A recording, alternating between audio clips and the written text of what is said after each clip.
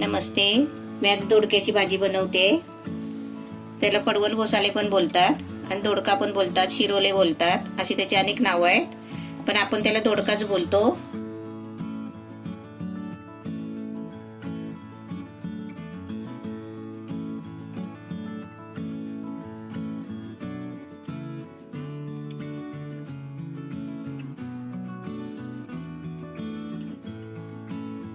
ते तुम्हाला पहिले मी साल काढून दाखवते. थोडासा ठेवलाय मी तुम्हाला साल काढून दाखवायला.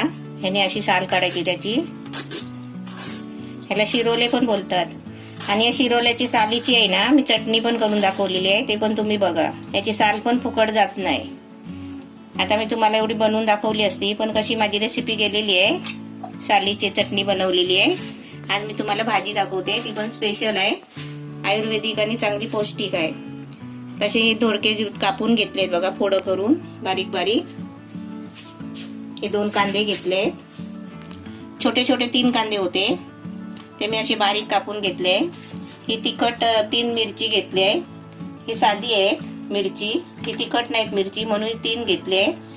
हे ओलं खोबरं आहे नारळाचं. थोडासा आहे ना चव येण्यासाठी थोडासा गरम मसाला घेतलाय, अर्धा चमचा जिरा घेतलाय, मीठ घ्यायचंय चवीपुरतं. ही छोटी 2 टोमॅटो घेतले, हळद घ्यायची आहे आणि आपल्याला तेल घ्यायचं आहे. थोडीशी कढीपत्त्याची पानं घेतली आहेत. या भाजीला आपल्याला पाणी नाही वापरायचं आहे, हे आपल्याला वाफेवर बनवायची आहे. गॅसवर कढई ठेवली आहे आणि कढईमध्ये तेल टाकलं आहे. आपल्याला जेवढं भाजीला तेल लागतो ना आणि आपण जेवढा खातो ना तेवढं टाकायचं. आता याच्यामध्ये पहिला आहे ना मी जिरा टाकते. जिरा टाकल्यावर आपल्याला कांदा टाकायचा आहे आणि आता गॅस आहे ना आपल्याला एकदम बारीक करायचं आहे. आता कांदा टाकलाय. आता हे सर्व साहित्य आहे ना आपल्याला सर्व एकत्र टाकायचं आहे, कारण भाजून वगैरे काय घ्यायचं नाही फ्राय करून, कारण त्या भाजी सकट सगळं आपल्याला एकत्र फ्राय करायचं आहे.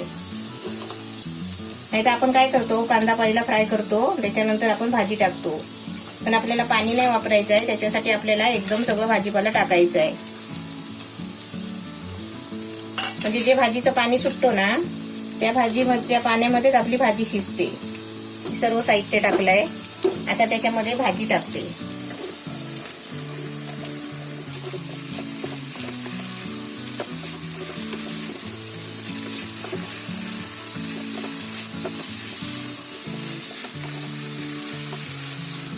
आता मी गॅस थोडा फुल केलाय आणि सर्व भाजी बघा मिक्स केली आहे. आता या भाजीचं पाणी सुटेल ना त्याच्यामध्येच भाजी आपली शिजेल. आता फुल गॅस केलाय. आता थोडं आहे ना पहिलं मी 2 मिनिटासाठी झाकण ठेवते आणि तुम्हाला दाखवते. झाकण ठेवल्यावर 5 मिनिटं झाली. बघा किती पाणी सुटलंय, ते भरपूर पाणी सुटलंय आणि भाजी आली पण बघा बरोबर. आता आपल्याला याच्यामध्ये आहे ना हे बाकीचं साहित्य टाकते. गरम मसाला टाकते, हळद, चवीपुरतं मीठ आणि हे खोबरं. आता तुमच्याकडे खोबरं नसेल ना तर तुम्ही शेंगदाण्याचा कूट पण टाकू शकता. शेंगदाणे भाजायचे आणि मिक्सरला लावून साल काढून मिक्सरला लावून त्याची बारीक पावडर करायची आणि ती टाकायची.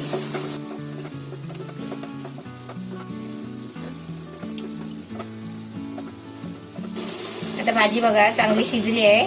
मी पहिले 4 मिनिटं झाकण ठेवलं होतं ना त्याच्यामध्ये भाजी सगळी शिजून आली आहे. आता आपल्याला ह्याच्यावर झाकण नाही ठेवायचं आहे, कारण का माहिती आहे, झाकण ठेवला ना तर ते अजून पाणी सुटेल आणि भाजी आहे ना पूर्ण शिजून जाईल. आता झाकण न ठेवता फुल गॅसवर आपल्याला ही भाजी चांगली आटवून घ्यायची आहे आणि चांगली सुकवून पण घ्यायची आहे तेल सुटेपर्यंत. भाजी एकदम मीडियम गॅसवर ठेवली होती आणि किती आली बघा. मी जरा पण ढवळली नाही तुम्हाला दाखवल्यापासून. आता मी ढवळते. ढवळत राहिली असती ना तर ती बारीक झाली असती.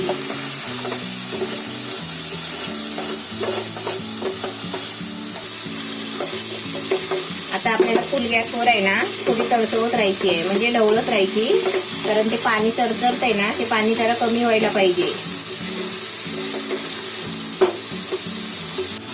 आता आपण ज्या पद्धतीने भाजी करतो ना त्या पद्धतीची आपली भाजी झालेली आहे. पण कशी माहिती आहे, ते आपल्याला तेलामध्ये अशी तेल सुटेपर्यंत आपण तरसवली ना तर ती भाजी चांगली लागते. आणि तुम्हाला दाखवते बघा, हे पाणी आहे बघा, हे पाणी आहे, हे पाणी चरचरत आहे. हे पाणी नाही राहिलं पाहिजे, खाली तेल राहिलं पाहिजे. हे पाण्यामध्ये जे बुडबुड येत आहेत ना, ते पाण्याचं आहे तेलामध्ये. ते आपल्याला पूर्ण पाणी आहे ना सुकून आता चांगली चरचरली पाहिजे भाजी. भाजी बघा आपली मस्त छान झाली आहे. हे बघा पाणी पण सगळं मुरलंय. हे बघा पाणी सगळं आटलंय. अशी भाजी आहे ना तेलामध्ये चांगली तरसवून घेतली ना बिना पाण्याची, ती भाजी आपली राहते पण खराब होत नाही. आपली भाजी आता मस्त झाली आहे.